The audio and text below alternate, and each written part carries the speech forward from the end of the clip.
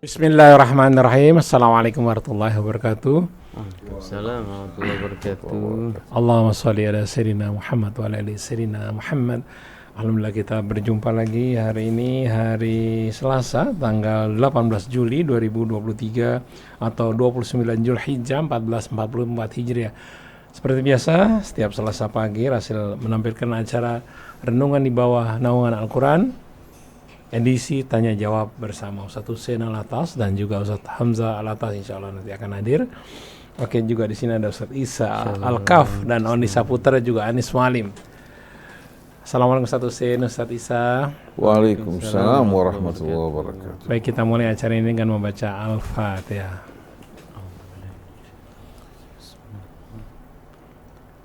A'udzu billahi minasy syaithanir rajim. Bismillahirrahmanirrahim. Alhamdulillahi rabbil alamin. Ar-Rahmanir Rahim. Maliki yaumiddin. Iyyaka na'budu wa iyyaka nasta'in. Ihdinas siratal mustaqim.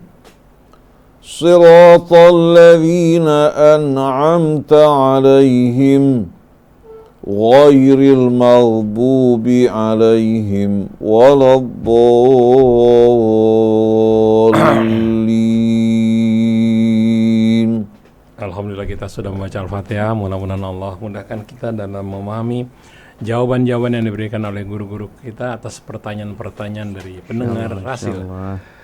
Ustadz Isa, apakah sudah ada pertanyaan? Jazakumullah khair. Om Krisna, ada banyak ini Ustaz, broadcast barusan disebar, ada banyak pesan yang masuk. Abu Fakih, Eri di BSD, Ibu Ros, ada Ahmad, ada Nur Sumianto, ada Sujana, Mukhtar, Retno, dan banyak sekali. Di antaranya mungkin untuk pengawalan Ustaz minta doa awal tahun katanya, tahun baru Hijriah khususnya, dan doa akhir tahun agar Allah Subhanahu wa taala ampuni dosa-dosa kita di tahun ke depan Ustaz. Jazakumullah khairan jaza. Dari Pak tadi Sujana. Dari Pak Sujana. Bismillahirrahmanirrahim. Alhamdulillahi rabbil alamin. Hamdan katsiran tayyiban mubarakan fih kama yuhibbu rabbuna wa yarda.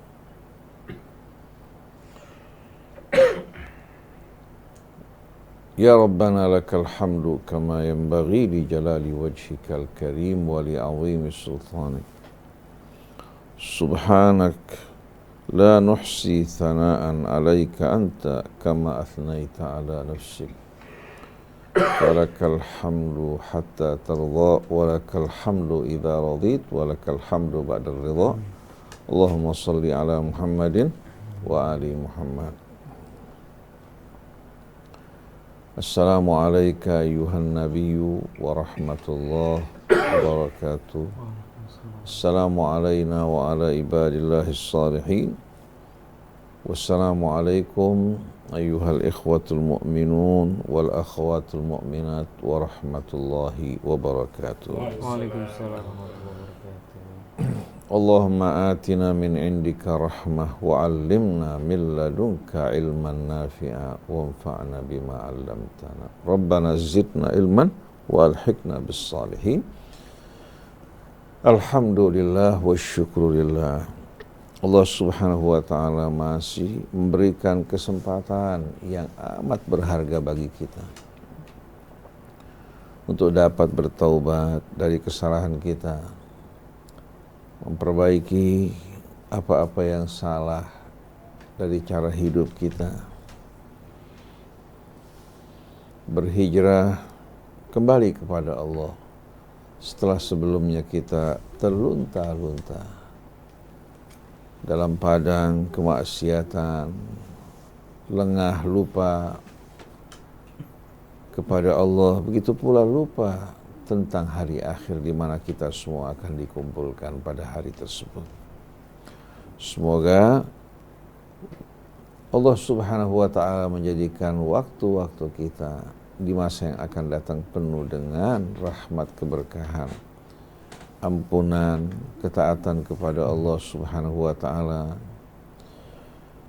berbakti kepada ayah ibu kita, baik mereka yang telah kembali kepada Allah maupun yang masih hidup bersama kita. Kita menjalankan amanat Allah pada apa-apa yang Allah amanatkan di atas pundak kita, baik itu keluarga kita, harta kita, umur kita, kesehatan kita, dan tubuh kita. Semoga semua itu Allah jadikannya dalam keridhaan dan perjuangan di jalannya.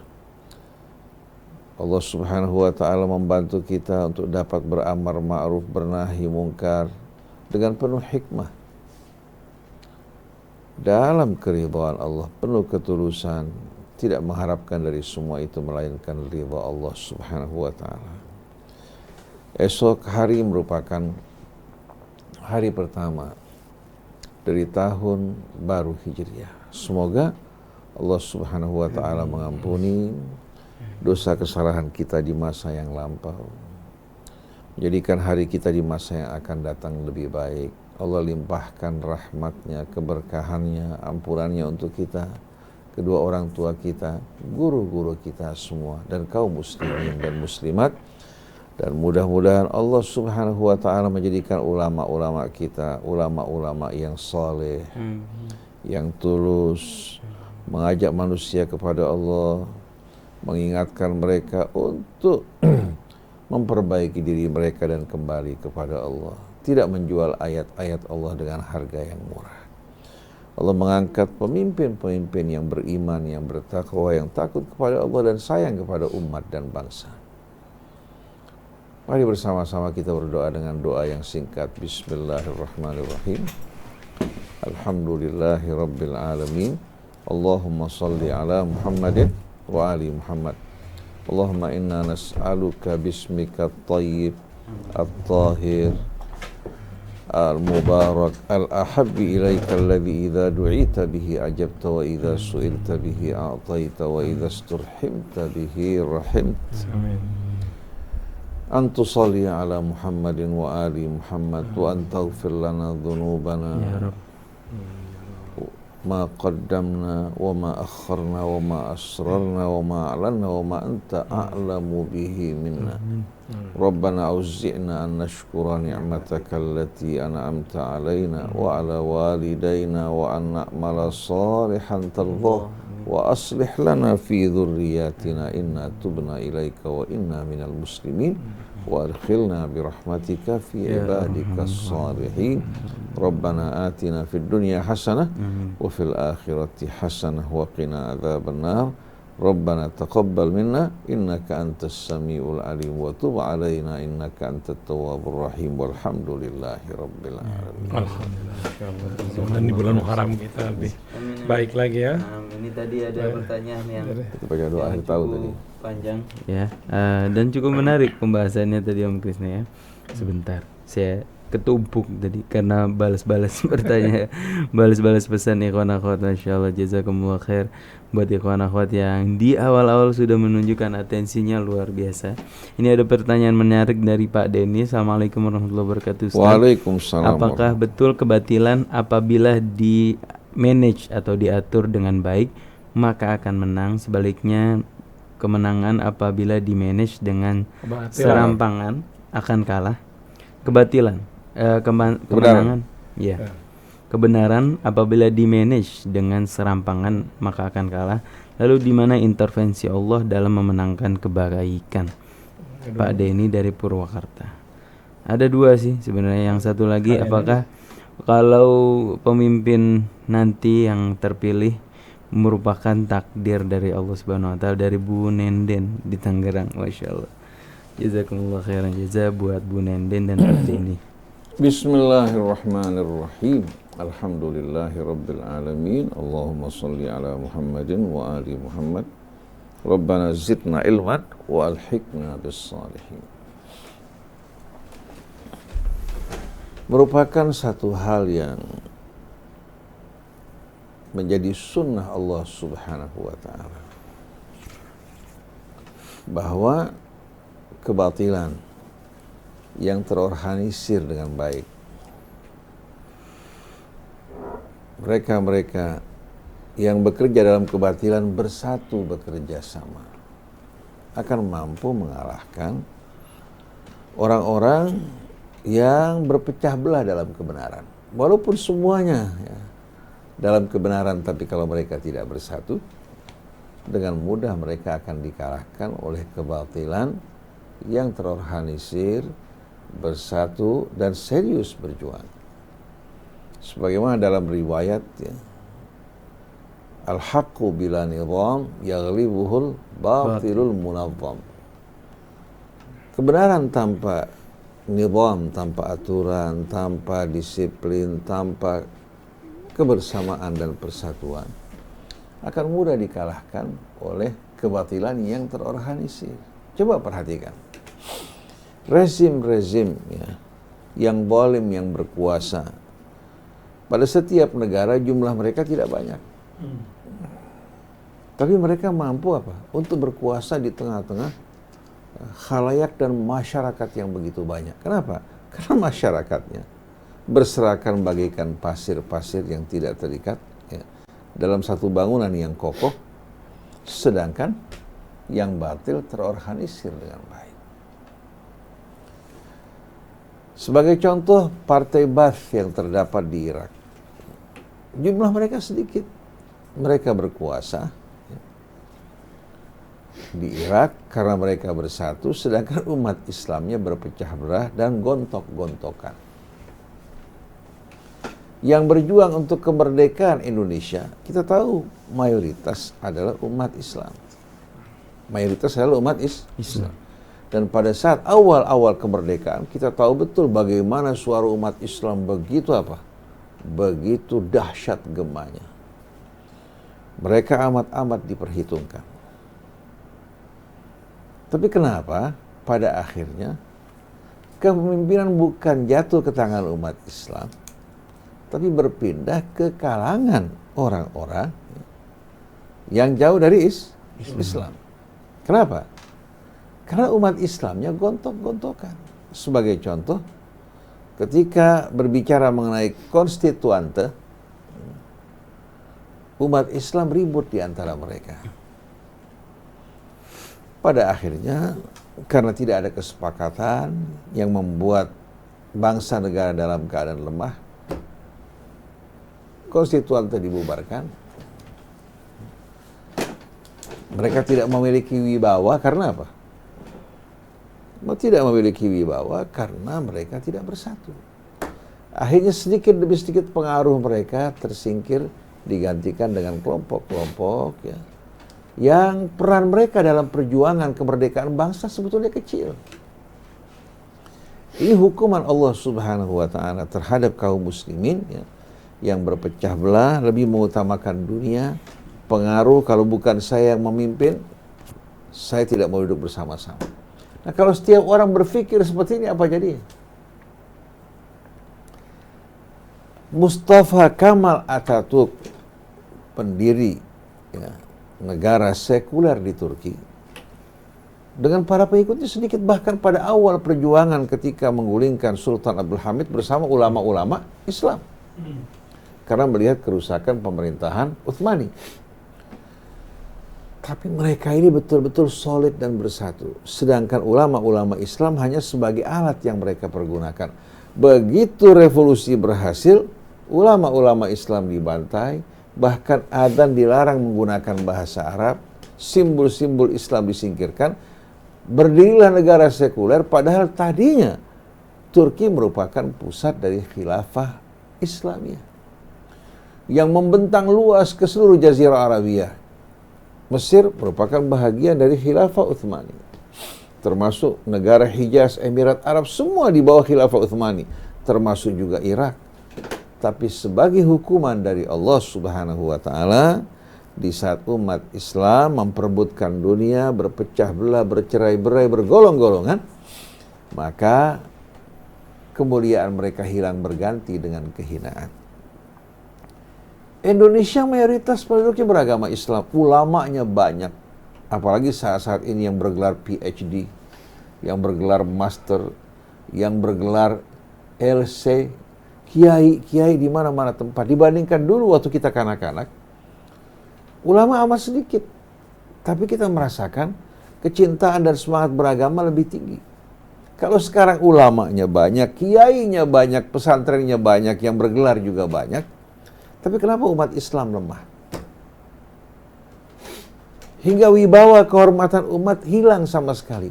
Mudah dilecehkan, ya. Mudah diadu domba. Hampir-hampir tidak terdengar suara, ya, yang menentang semua ini. Kenapa? Karena mereka berpecah belah, memperebutkan dunia. Kemuliaan mereka hilang, berganti dengan kehinaan. Baru Allah akan membela kita pada saat kita berjuang untuk Allah. Intan surullah yansurkum wa yusabbit aqdamakum. Tapi kalau yang kita perjuangkan dunia, apalagi menggunakan nama Islam, mengatasnamakan agama, maka yang ada adalah murka Allah, yang kita akan terima kehinaan. Ini merupakan fakta yang kita hadapi. Oleh karena itu kita saksikan minoritas-minoritas yang berkuasa di tengah-tengah mayoritas Islam, kekuasaan mereka, ya, sebetulnya tegak di atas pertentangan perselisihan di antara umat Islam. Lalu kita bertanya, Ustaz Isa, Ustaz Krisna, Hamzah, perhatikan coba. Sebetulnya yang diperjuangkan oleh ulama-ulama, kiai-kiai pada saat ini Islam apa kelompok? Semangat bergolongan apakah Islam? Yakin kalau seandainya wajah kita, hati kita hadapkan ke hadapan Allah, berjalan di jalan Allah, pasti kita akan bersatu. Tidak penting bagi saya, bagi kita, siapa yang jadi pemimpin. Apakah dari kelompok A, dari kelompok ini, yang penting kamu memimpin kami di jalan Allah Subhanahu wa ta'ala. Kamu menegakkan keadilan. Kalau yang ada pada saat ini umat Islam hanya dipergunakan pada saat kampanye. Diperebutkan sana sini, bagikan bola yang diperebutkan pada saat permainan. Selesai permainan, bola dibuang dalam keranjang. Saksikan coba. Bagaimana di saat ulama-ulama, kiai, termasuk para habaibnya dimanfaatkan untuk kampanye. Satu mendukung golongan A, satu mendukung golongan B. Begitu pemimpin yang mereka dukung terpilih, si pemimpin tidak akan lagi melihat mereka. Tidak akan lagi mempertimbangkan ucapan dan suara mereka. Sebelumnya tangannya dicium. Selesai permainan, mereka disingkirkan. Paling mereka hanya menerima, ya, sisa-sisa makanan yang jatuh dari meja mereka. Mereka makan dari futat al-ma'idah, allati tatasaqat min ma'idatihim, sisa-sisa makanan yang jatuh dari meja mereka. Ya Allah. Mirip dengan seekor kucing yang makan sisa-sisa tulang yang tuannya berikan buat mereka. Ya. Ini kehinaan yang luar biasa di saat kita menghinakan diri kita, mengejar dunia, padahal dunia hanya merupakan sarana. Coba kita melihat Allah, berjuang untuk Allah, niscaya Allah akan memuliakan diri kita. Intan surullah yansurkum wa yutsabbit aqdamakum. Nasihat Ustaz untuk para tokoh agama Ustaz, atau mereka yang punya semangat mengaji di tahun politik ini, bagaimana Ustaz? Maka untuk dapat meraih kemenangan dan mewujudkan betul-betul kalimat Allah, kita harus betul-betul memperbaiki niat kita, mengikhlaskan niat kita semata-mata untuk Allah. Jangan berjuang untuk fanatisme, untuk kelompok, berjuanglah untuk keridhaan Allah dan menegakkan kalimatnya. Oleh karena itu, jangan kita bekerja berjuang untuk apa? Untuk menjadi pemimpin, atau berjuang untuk menjadi kaki tangan pemimpin agar mendapatkan proyek setelah kemenangan. Ini semua merupakan niat-niat yang akan membuat Allah berpaling meninggalkan kita. Tadi seorang ibu bertanya, kalau seorang pemimpin naik pemimpin di negeri kita di masa yang akan datang, apakah itu merupakan takdir Allah? Ibu, para jamaah, pendengar, dan pemirsa perlu betul-betul memahami bahwa takdir Allah Subhanahu wa ta'ala menjelaskan kepada aturan dan hukum. Langit, bumi yang melakukan rotasi, begitu pula matahari, ya, yang menjadi poros bagi planet-planet yang mengelilinginya, kemudian dia mengitari galaksinya, semua itu merupakan takdir Allah. Wasyamsu tajri li mustaqarril laha dzalika taqdirul azizil alim. Begitu juga kalau kita berjalan di jalan Allah, bersatu di jalannya dengan terus memperjuangkan kebenaran, maka takdir akan berpihak kepada kita, memenangkan kita. Itu takdir Allah. Tapi kalau kita berpaling dari jalan Allah, kita menggunakan agama Allah untuk tujuan dunia kita, maka kekalahan, kehancuran yang kita akan terima itulah takdir Allah. Oleh karena itu, memilih pemimpin di masa akan datang, baik atau buruk, tergantung sikap dan pilihan rakyat. Kalau rakyat di saat memilih pemimpin memberikan suaranya, disebabkan karena apa? Karena tertarik pada pemberian yang diberikan kepada mereka. Mereka tidak serius betul-betul memilih pemimpin yang beriman, bertakwa kepada Allah. Pada saat naik seorang pemimpin, dengan sendirinya sesuai dengan pilihan mereka. Kalau mereka memilih atas dasar iman, ketakwaan kepada Allah, melihat yang mereka pilih apakah seorang yang benar-benar adil apa tidak, mereka memilih pemimpin yang adil, yang takut kepada Allah, bertakwa padanya, mereka bersama-sama. Dan saya yakin mayoritas penduduk kita kan beragama Islam. Yang tidak beragama Islam pun mereka juga ingin pemimpin yang baik dan adil. Kalau mereka memiliki niat serius, bersatu dalam memilih pemimpin yang adil, maka takdir Allah Subhanahu wa Ta'ala akan berpihak pada mereka. Tapi kalau mereka tidak serius berjuang untuk kebenaran, mereka termakan oleh propaganda dan kampanye yang penuh dengan kebohongan. Apalagi mereka yang dipengaruhi oleh kelompok dan golongan. Pilih fulan karena guru-gurunya atau kelompoknya memerintahkan pilih fulan, walaupun dia tidak sesuai dengan kriteria kebenaran dan keadilan.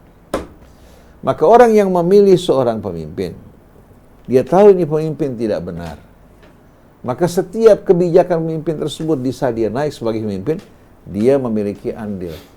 Setiap kerusakan, setiap penyimpangan, setiap kezaliman yang dilakukan pemimpin yang menunjuk dan memilih, walaupun hanya satu orang, dia mendapatkan saham, kontribusi dari apa yang dilakukan oleh pemimpin yang zalim.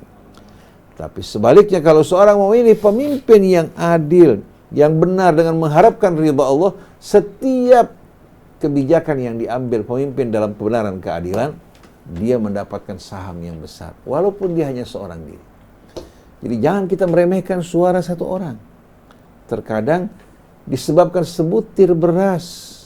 Sebutir beras, timbangan apa? Timbangan apa? Iya, berubah.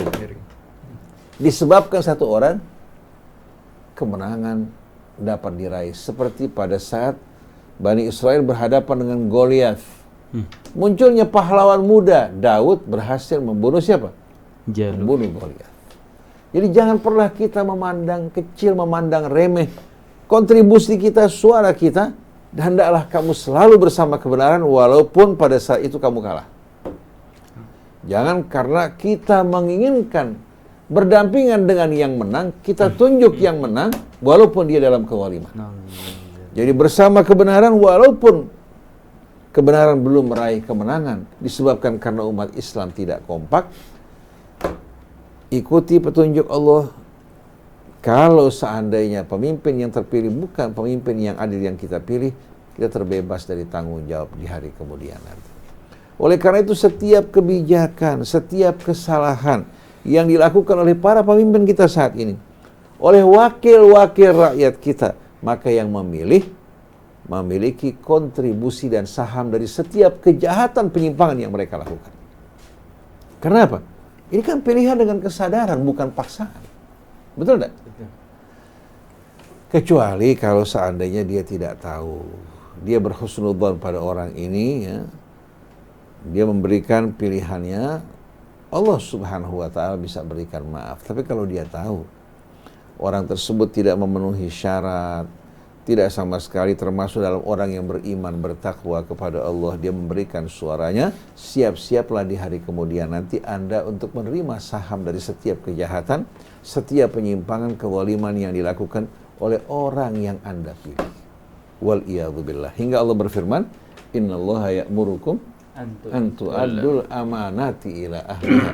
Allah memerintahkan kalian menyerahkan amanat pada ahlinya. Suara kita amanat, berikan pada ahlinya. Saya tidak menunjuk pilih si A atau si B, tapi saya ingatkan pilih orang yang beriman, yang bertakwa, yang takut kepada Allah Subhanahu wa taala. Walaupun pilihan kamu tidak berhasil meraih kemenangan, kamu bersama Allah Subhanahu wa taala. Nah, itu yang kita dambakan betul-betul. Mudah-mudahan kita termasuk dari orang-orang yang betul-betul beruntung meraih keridhaan Allah.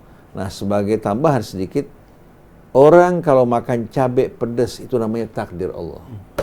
Tapi kalau ingin merasakan rasa pedas, mengambil garam bertentangan dengan takdir Allah. Orang menggunakan gula, ya, menggunakan gula untuk merasakan rasa manis itu takdir Allah. Tapi kalau menggunakan garam untuk membuat kopi manis, lalu mengatakan kalau Allah takdirkan garam, ya, bisa manis, Allah Maha Kuasa, itu mempermainkan takdir Allah. Allah kan telah menetapkan segala sesuatu dengan aturan dan hukum. Jangan kita rusak hukum Allah Subhanahu wa taala. Wallahu a'lam. Masya Allah, intermezzo sedikit. Sekarang pilihannya bukan si A atau si B, Ustaz. Si A atau si G. Atau si P yang maju berkali-kali. Masya Allah.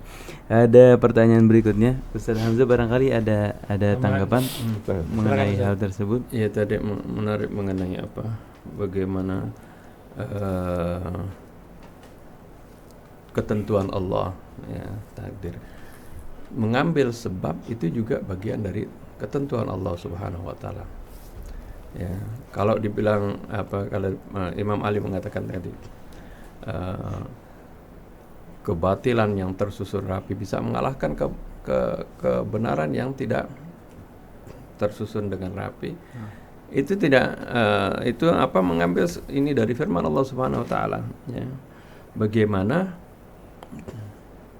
Allah Subhanahu wa taala berfirman dalam surah Al-Anfal ayat 73, "Walladzina kafaru ba'dhum awliya'u ba'd." Orang-orang kafir sebagian mereka menjadi pelindung bagi sebagian yang lain.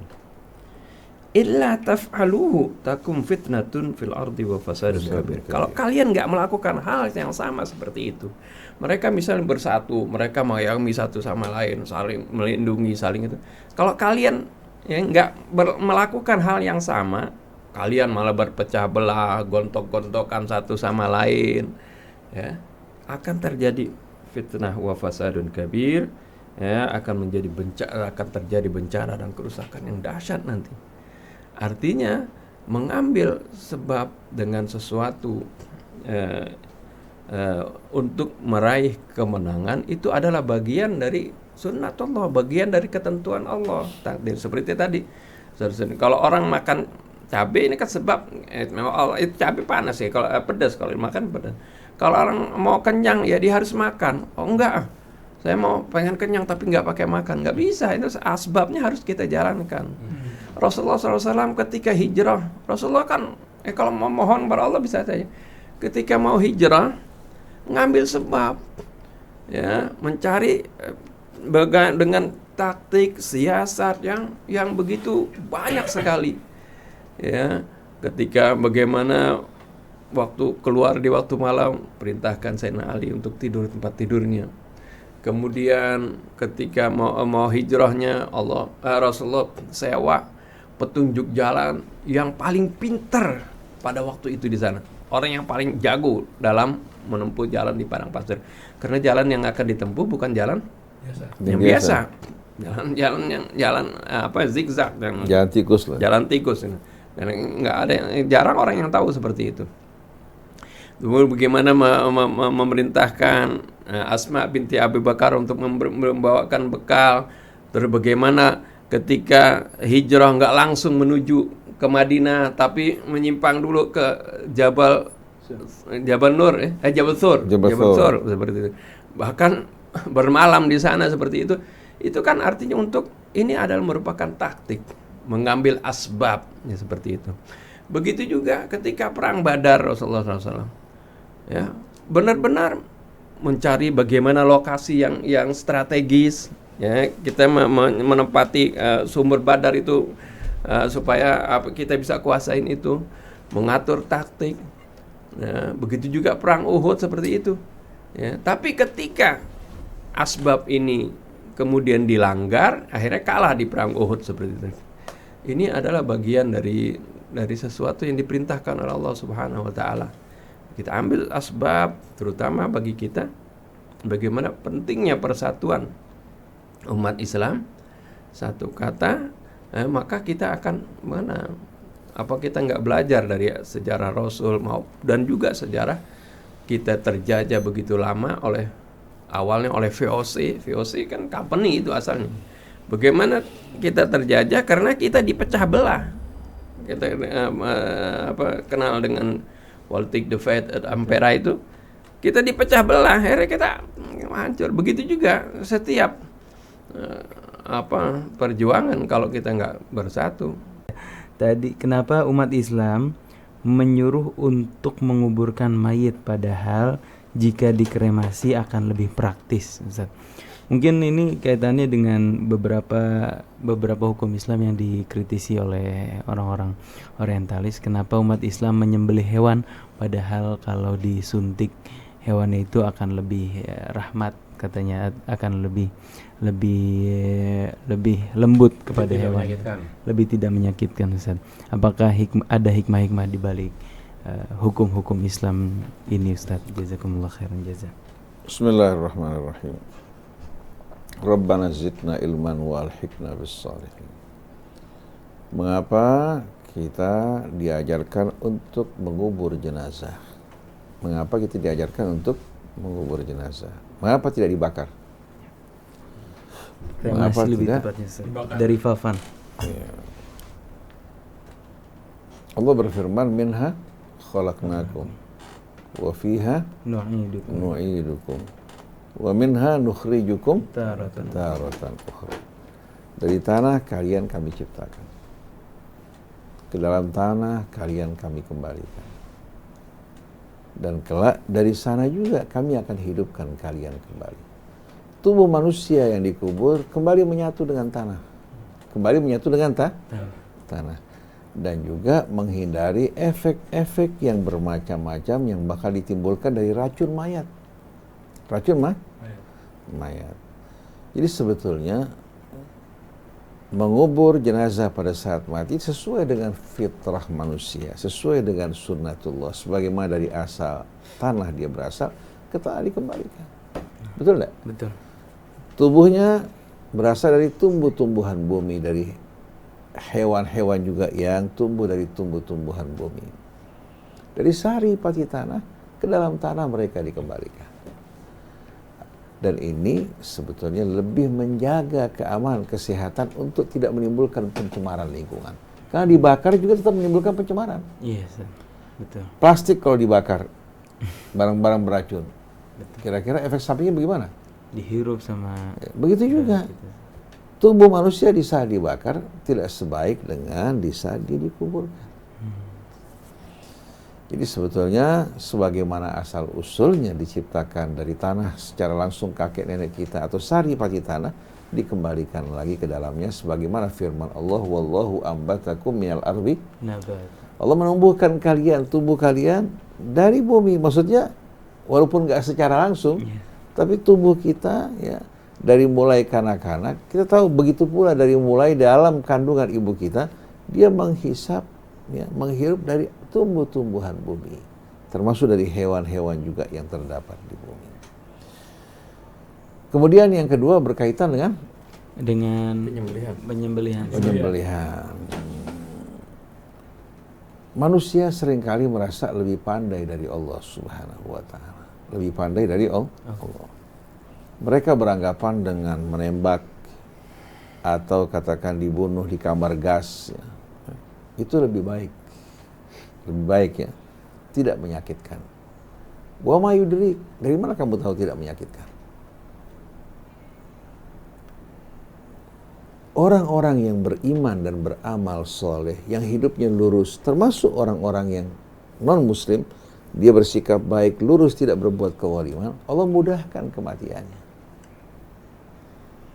Tapi pelaku-pelaku kejahatan yang berbuat aniaya, pada saat dia meninggalkan dunia, berbeda keadaannya dengan orang-orang yang baik dan mulia. Pada saat dia meninggalkan dunia dengan ketakutan, belum lagi malaikat mencambuki, memukuli tubuh mereka. Karena apa? Karena kejahatan yang mereka lakukan. Oleh karena itu Allah berfirman, afanaja'alul muslimina kal mujrimin ma lakum kaifa tahkumun. Apa kami akan samakan orang-orang yang berserah diri kepada Allah, yang taat padanya, dengan orang-orang yang melakukan kejahatan? Di mana akal kalian? Apa kami akan samakan orang-orang yang beriman beramal soleh dengan orang-orang yang melakukan kejahatan dalam kehidupan maupun kematian mereka? Beda. Nah, berkaitan dengan penyembelihan hewan, pada saat hewan disembelih atau hewan ditembak atau katakan disuntik mati, ya, atau distrum, mana yang lebih sehat bagi manusia? Dengan sendiri waktu disembelih, darah yang keluar dari tubuhnya itu dengan sendirinya apa? Keluar dengan sempurna. Daging, ya, yang dibersihkan setelah itu kita jumpai dalam keadaan bersih karena darahnya keluar dari tubuhnya dengan sempurna. Dan subhanallah, dengan penyembelihan menggunakan pisau yang tajam, binatang sebetulnya lebih apa? Lebih cepat mengalami kematian dibandingkan dengan apa? Dengan suntikan atau tembakan. Berdasarkan penelitian, ditemukan ternyata pada saat seekor kambing atau sapi disembelih, ya, itu subhanallah lebih cepat, ya. Lebih cepat apa? Lebih cepat mengalami kematian daripada apa? Disuntik. Daripada disuntik maupun ditembak. Begitu juga hukuman mati, mempergunakan kamar gas atau penembakan dibandingkan dengan pancung, Atau digantung. sebetulnya, atau digantung, lebih cepat, ya, seorang apa? Mengalami kematian dan mengurangi penderitaan. Lalu kalau orang mengatakan, buktinya apa Ustaz? Rasakan sendiri. Kalau kamu bisa mencoba, ya, satu mencoba kematian dengan kamar gas atau dengan tiang gantung, kemudian dihidupkan kembali dengan penyembelihan. Kalau Anda bisa merasakan sendiri, Anda bakal memutuskan nanti. Dengan sendirinya apa? Kita nggak pernah mengalami hal tersebut, kan? Yes. Tapi yang jelas apa yang dicontohkan oleh Nabi kita Muhammad SAW diajarkan pada kita, terbukti bahwa penyembelihan hewan akan membersihkan hewan dari darah, karena darah merupakan sesuatu yang diharamkan Allah untuk kita makan. Jangan seperti mereka-mereka yang makan anjing dengan momentum, dipentungi kepalanya, ya, hingga mati, ya, dengan penganiayaan. Tujuannya apa? Agar darahnya tidak banyak keluar hingga membuat dagingnya terasa lebih nikmat. Kalau kita orang yang beriman, darah yang mengalir haram hukumnya, kecuali sisa-sisa darah yang melekat, ya, pada daging yang tidak bisa dibersihkan, Allah berikan maaf. Tapi darah yang mengalir Allah haramkan, merupakan salah satu yang tidak boleh kita makan. Jadi berbeda penyembelihan dengan mempergunakan suntikan, ya. Oleh karena itu banyak di Amerika, di Eropa, pada saat pada saat mereka memotong sapi, kebanyakan dengan menggunakan palu atau strum. Darahnya hampir dikatakan apa?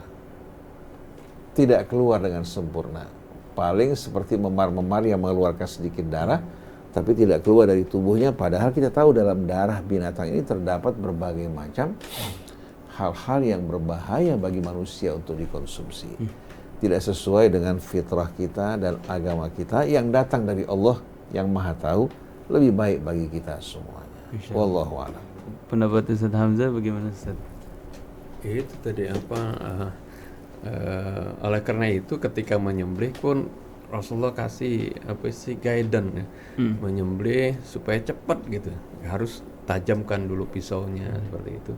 Dan ini kan supaya maksudnya cepat keluar darahnya itu mengalir dan terputus antara batang otak dengan saluran tubuh yang lain. Maka itu nanti akan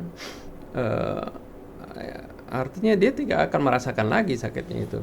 Nah, itu kan cepat. Ini adalah sesuatu yang diajarkan oleh Allah. Allah yang paling tahu tentang makhluknya, nah itu yang harus kita lakukan. Atur hikmahnya apa, itu tentunya Allah yang paling tahu. Tapi kita sudah dikasih guidance.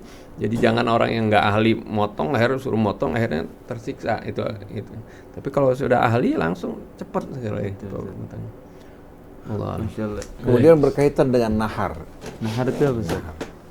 Nahar itu ya berlaku untuk onta. Onta kan mempunyai apa? Punuk. Punuk ya, Ya. di dadanya. Orang menyembelih onta walaupun onta mungkin lebih besar dibandingkan sapi, lebih tinggi, lebih mudah dibandingkan kita menyembelih sapi atau kerbau. Bahkan dibandingkan kambing. Kalau kambing mesti dibandingkan dulu kan? Iya. Tapi kalau onta kita saksikan langsung, seorang di saat memotong onta itu subhanallah dalam keadaan berdiri. Dan berdiri, kemudian seorang penyembelih menggunakan pisau yang tajam menores bagian punuknya. Begitu ditores, terus darah mengucur keluar. Ya. Tidak lama kemudian si onta terjatuh pluk, dan meninggal dunia. Tidak menyerang yang memotong. Fa'idha wajabat junubuha. Enggak dipotong. Jadi kematiannya terletak di sini. Begitu ditores dengan pisau yang tajam, ya, langsung keluar darah, ya, memancar dengan keras. Tidak lama kemudian dia terjatuh. Fa'idha wajabat junubuha fakulu minha wa at'imul qani'a wal mu'tad. Makanya nahar itu kan fanhar itu naik sini. Bagian leher. Bagian leher, kerongkongan sini. Kerongkongan itu. Oh, aji. Kalau sapi kan disembelih, kambing juga disembelih kan. Tapi kalau onta ya dengan cara nahar. Jadi kalau kita perhatikan di sini ya, justru yang dipotong itu merupakan daerah kelemahan binatang yang mempercepat kematiannya. Dan Allah yang menciptakan hewan-hewan ini lebih tahu ya, dibandingkan kita. Masya Allah. Kita sapa dulu Om Krisna untuk pendengar yang ada di Batam melalui Sela FM, Radio Latansa, Radio Satrem Bondowoso yang khususnya di Pasar Bondowoso ini pagi hari lagi sibuk-sibuknya sambil mendengar Radio Silaturahim, mendengarkan Ustaz Husain dan Ustaz Hamzah.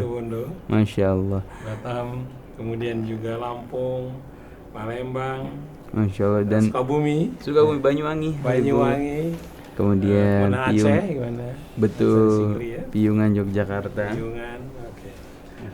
Baik, Pak Ustadz Isam, selanjutnya pertanyaan dari Ibu Mala di PI. Assalamualaikum Ustadz Husain dan Waalaikumsalam Ustadz. Ustadz, warahmatullahi apakah dalam melakukan perceraian harus ada juga saksi seperti akad nikah? Itu saja pertanyaannya.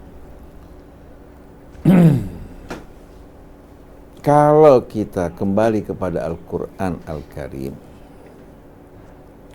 kita akan temukan bahwasannya perceraian itu tidak segampang yang kita saksikan pada saat ini.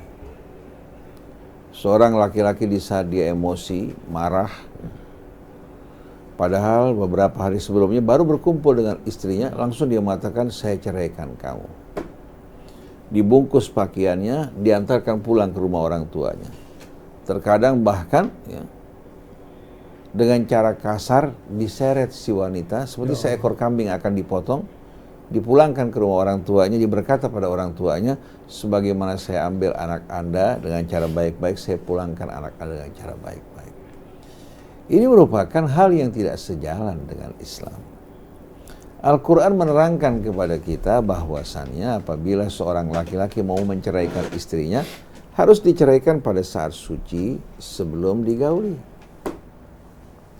Jadi kalau pada masa sucinya pernah digauli oleh suaminya, tidak boleh dia jatuhkan cerai. Karena itu bukan saat di mana Allah Subhanahu wa Ta'ala mengizinkan seorang suami menceraikan istrinya. Atau pada saat dia dalam keadaan datang bulan juga tidak boleh diceraikan. Itu bukan merupakan saat di mana dirinya ya, boleh diceraikan. Tapi boleh diceraikan pada saat suci sebelum digauli. Sebelum disentuh, ya, dia boleh ceraikan istrinya pada saat tersebut atau pada saat hamil sudah jelas kehamilannya. Artinya statusnya wanita ini hamil. Nah perbedaannya yang suci, ya, sebelum digauli di saat diceraikan dia harus beriddah selama 3 kali suci dan haid. Sedangkan yang hamil dia beriddah sampai dia melahirkan anaknya.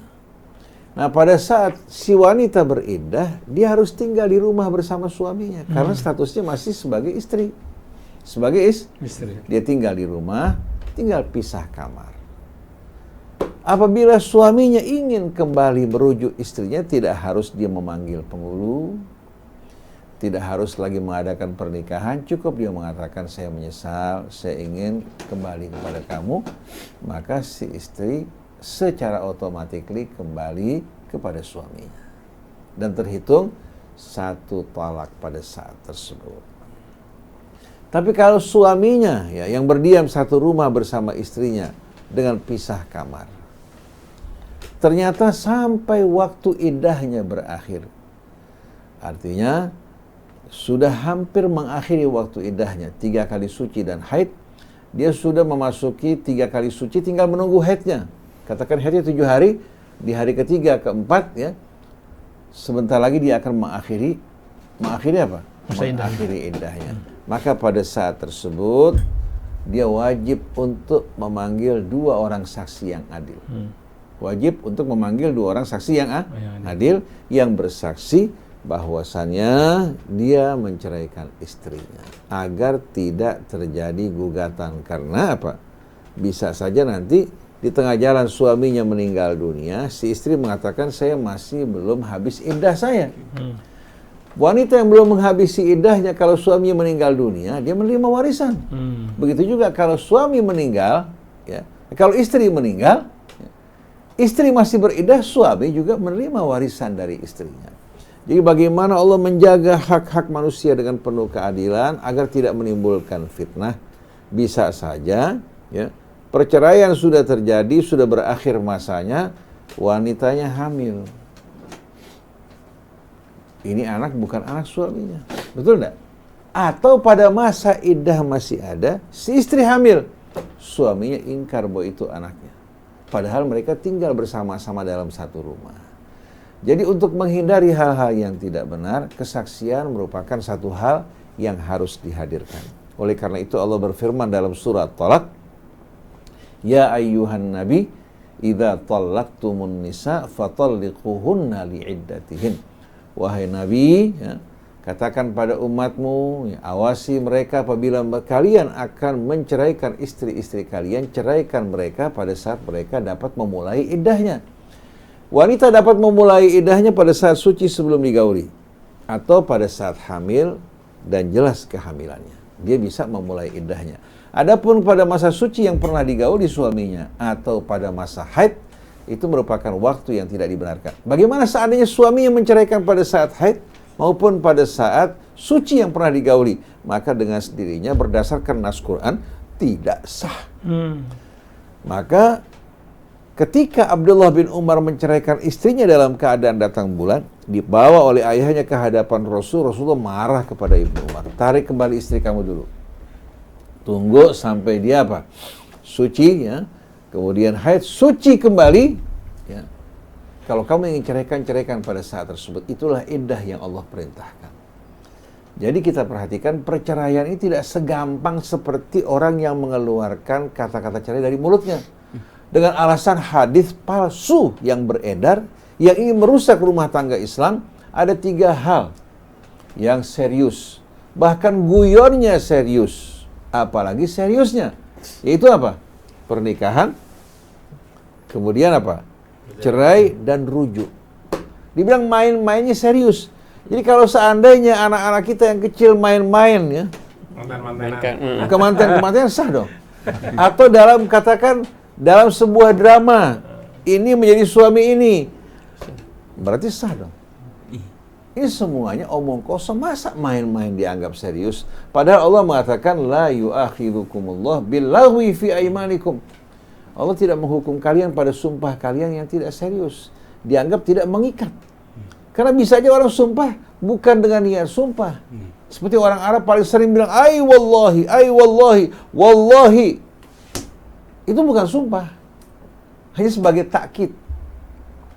Oleh karena itu setelah ayat tadi Allah sebutkan, lilladzina yu'luna min nisaihim, mereka yang mengilah istri mereka untuk tidak menggauli selama 4 bulan. Artinya dalam hal cerai, ya, dalam hal sumpah, kalau tidak sesuai dengan ketentuan syariat, maka itu tidak berlaku. Oleh karena itu yang guyon, yang main-main, ya, yang bercanda dengan sendirinya tidak sama sekali mengikat hukum walaupun dia berdosa karena dia bermain-main. Maka di saat seorang laki-laki menceraikan istrinya pada saat suci yang pernah digauli, seminggu sebelumnya bergaul sekarang diceraikan karena marah, tidak sah. Begitu juga yang datang bulan diceraikan, tidak sah. Dari mana? Dari Al-Quran. Ketika Rasulullah perintahkan Ibnu Umar untuk menarik istrinya, bukan rujuk, menarik kembali karena cerainya belum sah. Dan itulah iddah yang Allah perintahkan. Kalau bertolak belakang dengan Quran, syaratnya tidak terpenuhi, maka tidak sah dong hukumnya. Setiap hukum yang tidak terpenuhi syaratnya, maka tidak sah. Nah, kalau diceraikan pada saat suci, ya, sebelum digauli atau pada saat hamil, begitu datang masa iddahnya berakhir, sebelum berakhir sama sekali, panggil 2 orang saksi yang bersaksi bahwa mereka akan berpisah. Kalau kesaksian tidak berlangsung, maka Imam Ali mengatakan falaisa bitalak. Bisa lihat dalam tafsir Ibnu Katsir yang menjelaskan jawaban Imam Ali terhadap seorang yang bertanya dari sahabat Nabi berkaitan dengan menceraikan istri, ya, yang tidak menghadirkan saksi. Ini dalam tafsir Ibnu Katsir yang sesuai dengan Quran. Jangan fikih ulama yang bertentangan dengan ini lebih dikedepankan. Jangan hadis palsu dikedepankan di hadapan Quran. Ini untuk menjaga keutuhan rumah tangga. Rumah tangga ini bukan main-main. Orang kalau menikah saja prosesnya luar biasa sulitnya. Betul enggak? Dari mulai khitbah, kemudian juga bawa-bawaan, apalagi dengan malam pacarnya, dengan ini, tahu-tahu merombak, meruntuhkan rumah tangga dengan begitu mudah. Padahal sebelum menikah, ya, atau menikah lebih ringan dibandingkan perceraian. Kalau perceraian kan bisa saja dia sudah apa? Memiliki anak. Berarti menghancurkan rumah tangga ini merupakan perbuatan yang paling tidak disukai Allah, kecuali kalau memang tidak ada kecocokan sama sekali. Daripada hukum Allah diinjak-injak, maka Allah berikan jalan keluar buat mereka. Kalau sudah menopause, masa iddahnya berapa lama, Ustaz? Kalau menopause 3 bulan. 3 bulan. 3 bulan. Selama 3 bulan dia tidak boleh keluar dari rumah. Itu Quran yang bilang la tukhrijuhunna min buyutihinna wa la yakhrujna illa an ya'tina bi fahishatin mubayyinah. Jangan keluarkan mereka dan mereka tidak boleh keluar kecuali kalau melakukan perbuatan keji, selingkuh dan lain sebagainya. Kecuali pada perceraian yang ketiga. Si laki-laki menceraikan istrinya yang ketiga kali, maka dia tidak dapat tinggal lagi bersama-sama karena si perempuan ini sudah nggak bisa balik sama suaminya, kecuali kalau si perempuan menikah dengan pria lain. Maka pada saatnya seperti ini dia dipisahkan dari suaminya, tapi nafkah iddah selama 3 bulan kalau dia menopause, atau 3 kali suci dan haid kalau dia masih dalam keadaan suci dan haid, maka nafkahnya diberikan kepadanya selama 3 bulan. Wallahu a'lam. Masya Allah, ini Sama menambahkan? Iya, itu ketentuan Al-Quran sebenarnya dalam masalah tolak ini detail sekali gitu. Sekarang dan arti dipersulit oleh Allah SWT. Ada masa iddah, ada jalan untuk itu perdamaian dulu, bermacam-macam dalam Al-Quran disebutkan. Tapi sekarang kita balik. Mau menikah dipersulit, tapi talak gampang banget. Bahkan talak 3 dalam satu majelis jadi. Ini kemana ayat-ayat Allah? Hukum Allah, kok Al-Quran dibuang begitu saja ketentuan. Padahal ayatnya jelas. Kalau yang tadi minta kapan apakah talak ada saksi, itu di ayat 2 surat At-Talaq. Jadi bukan pada saat menjatuhkan talaknya, bukan. Tapi itu menjatuh kita bilang mentalak istri pada saat suci yang belum digauli seperti itu. Itu ada masa iddah dulu. Ya, itu belum ngambil saksi belum. Kalau udah ngambil saksi ntar Heru udah malu duluan. Ya kan? Makanya Allah perlu kasih kesempatan sampai fa idza balagna ajalahunna. Ya, di situ ayat 2. Kalau sudah mau hampir sampai batas akhir iddah, baru tadi udah jelaskan kan, baru ambil saksi di situ. Sebab kenapa saksinya di pada saat akhir iddah? Supaya ini dikasih kesempatan. Ntar kalau ada nyesel, mau balik lagi kan udah tinggal ngomong berdua aja udah selesai. Atau narik istrinya, rujuk lagi udah, nggak perlu. Jadi saksi itu diperlukan pada saat mau menjelang berakhirnya masa iddah tadi. Allah. Jadi domainnya domain pribadi dulu selama masa iddah. Sifatnya pribadi paling 2 keluarga ya kalau ingin masuk, supaya orang jangan terlibat. Karena intervensi orang dari luar ini sama dengan orang masak, udah bagus-bagus bumbunya, orang lain masukin lagi bumbu. Betul nggak? Belum lagi tukang piolnya yang manas-manasin, betul? Yang bawa berita lagi. Jadi kalau mereka diam-diam, paling kedua orang tua yang tahu, pihak laki-laki diberikan nasihat, pihak perempuan juga begitu, pertimbangkan anak kamu. Bahkan tinggal satu rumah bareng-bareng. Kalau seminggu masih pegel, masih jengkel, 2 minggu juga begitu ya. Lama-kelamaan kan dia luluh, apalagi istrinya selama ini melayani dia, perhatian sama dia. Kok begitu tega hanya karena kemarahan sesaat? Jadi Allah berikan jalan keluar seperti yang saya katakan supaya bisa rujuk kembali. Tapi nikah orang dipersulit, melacur gampang, cerai digampangin. Aneh nggak? Kebalik. Iya. Alhamdulillah min zalik. Kita berharap insya Allah Rasul bisa memfasilitasi Amin, amin, pernikahan insya Allah. massal pokoknya. Jadi kalau ngantri orang pada mau cerai, antriannya panjang di Bandung, di mana-mana itu di berita ya. Pernah sebuah kasus ketika saya mengajar di suatu tempat, saya bawakan tafsir suratul Talaq yang menjelaskan bahwa seorang laki-laki tidak dapat semena-mena menceraikan istrinya, melainkan pada saat suci sebelum digauli, ya, tidak boleh dalam keadaan haid, ya. Kemudian juga harus tinggal di rumah, tidak boleh keluar. Seorang perempuan bilang, ya Allah, saya nyesal kalau saya tahu ini ayat, nggak mungkin saya bercerai sama suami saya. Suaminya begitu menceraikan si istri, si perempuan pulang ke rumah orang tuanya. Akhirnya masuk omongan dari sana, omongan dari sini. Hati laki masih sayang sama istri, istri juga masih sayang sama laki-laki. Habis panasnya hilang, dia nyesel. Mau balik gengsi, karena orang udah tahu semuanya, betul nggak? Jadi pelajaran buat kita, Allah yang maha pengasih, maha bijaksana, karena nggak dihargain, akhirnya begini. Yang salah bukan ini awam, yang salah ulama-ulamanya. Nggak boleh sembarangan ente, main-main jatuh. Dari mana jalannya? Dari mana jalannya? Hadis yang diriwayatkan hadis palsu, ini jelas-jelasan susupan untuk menghancurkan rumah tangga Islam, hingga begitu rumah tangganya hancur, umat juga apa? Mengalami kehancuran. Wallahu a'lam. Masya Allah. Masih banyak pertanyaan Ustaz, namun mungkin 5 menit lagi. Sudah, cuma barangkali satu lagi Ustaz ya. Silakan. Bismillah. Dari Allahumma sholli ala sayyidina Muhammad. Tadi kami copy dari hamba Allah. Assalamualaikum warahmatullahi wabarakatuh. Ustaz. Waalaikumsalam warahmatullahi wabarakatuh. Kalau kita ngontrak rumah sama orang non muslim, hukumnya bagaimana Pak Ustaz? Mohon pencerahannya. Jazakumullah khairan jazak. Bismillahirrahmanirrahim. Mengontrak dari non-muslim atau dari muslim sebetulnya sama. Kita menjaga, tidak melakukan kerusakan, membayar kewajiban kita. Kita wajib menjaga hak dia sebagaimana kita menjaga juga hak saudara kita yang muslim. Perbedaan agama tidak membolehkan kita untuk melakukan perbuatan yang tidak benar. Berikan contoh bagaimana akhlak seorang muslim yang baik. Menjaga amanat orang, ya. Kemudian menjalankan kewajibannya. Apa yang diberikan sebagai bayaran itu merupakan hak yang memiliki rumah tersebut. Oleh karena itu seringkali ada sebagian orang mengatakan kalau kita masuk ke tokonya orang non-muslim, kita boleh mengambil. Kalau orang muslim nggak boleh. Ini filsafatnya orang Yahudi. Mereka mengharamkan mencuri di antara barang-barang mereka, tapi kalau mencuri orang-orang yang bukan Yahudi boleh. Riba di kalangan orang Yahudi haram, tapi kalau meriba di kalangan orang-orang di luar Yahudi boleh. Ini ditentang oleh Allah.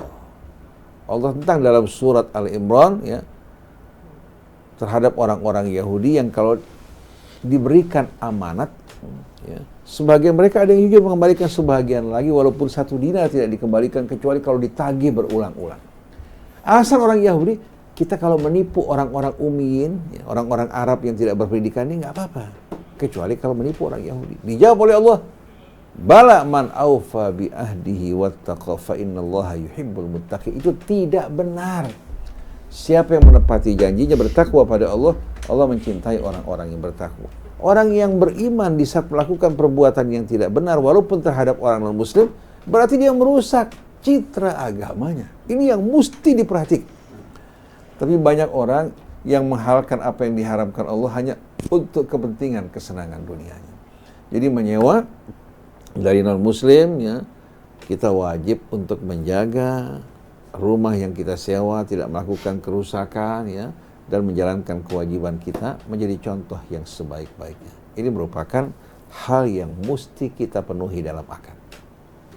Alhamdulillah. Nah, sebagai tambahan sedikit berkaitan dengan cerai tadi, ada sebuah kasus kebetulan, singkat aja. Pasangan suami istri baru menikah. Baru menikah. Rupanya maklum baru menikah, muda sama mudi kan emosinya tinggi. Rupanya si perempuan lagi ngambek, si suami marah-marah. Padahal malamnya baru kumpul. Emosi, ribut, si perempuan udah kalau gitu kita bisa aja dah. Si laki-laki bilang, anak kasih sekalian, anak ceraiin ente. Begitu terucap kata cerai, baru nyesal mereka. Orang pasti bulan madu, cuma gara-gara emosi sesaat, akhirnya mereka bercerai. Begitu bercerai, dia mau kasih tahu orang tuanya dia malu, dia takut orang tuanya baru keluarkan biaya mahal-mahal, bercerai enak aja kan? Sebulan, 2 bulan, 3 bulan, mereka tidur sekamar tapi nggak kumpul. Akhirnya datang satu hari ke rumah, sambil malu-malu, Ustadz, saya mau tanya sesuatu tapi jangan sampai ketahuan orang. Apaan? Saya baru berumah tangga, baru seminggu Ustadz. Ribut di antara kita, emosi saya keluarkan kata-kata cerai. Tapi saya takut ketahuan orang tua. Bagaimana caranya Ustadz? Saya bilang waktu kamu ceraikan istri kamu, sebelumnya kumpul nggak? Iya baru kumpul semalam Ustadz. Itu nggak cerai dalam Quran, itu bukan perceraian. Karena nggak boleh cerai dijatuhkan pada saat seorang wanita suci habis dikawin. Ya kita belum cerai Ustaz, belum cerai. Ya Allah, kita udah ketakutan, tinggal sekamar kita nggak kumpul. Ditahan 3 bulan. 3 bulan. Akhirnya dia pulang sambil ketawa. Kan hukum Allah mudah. Iya. Tapi banyak orang yang memanfaatkan hukum Allah Subhanahu wa Ta'ala. Banyak orang nggak paham Al-Quran. Iya. Banyak. Dan ulama juga nggak terangin Al-Quran banyak. Betul. Padahal Allah bilang yuridullah bikumul yusra wala yuridu bikumul usra. Hamzah mau tambahkan mungkin tadi masalah tadi. Betul Ustaz. Dalam muamalah kita diperintahkan untuk berbuat baik kan.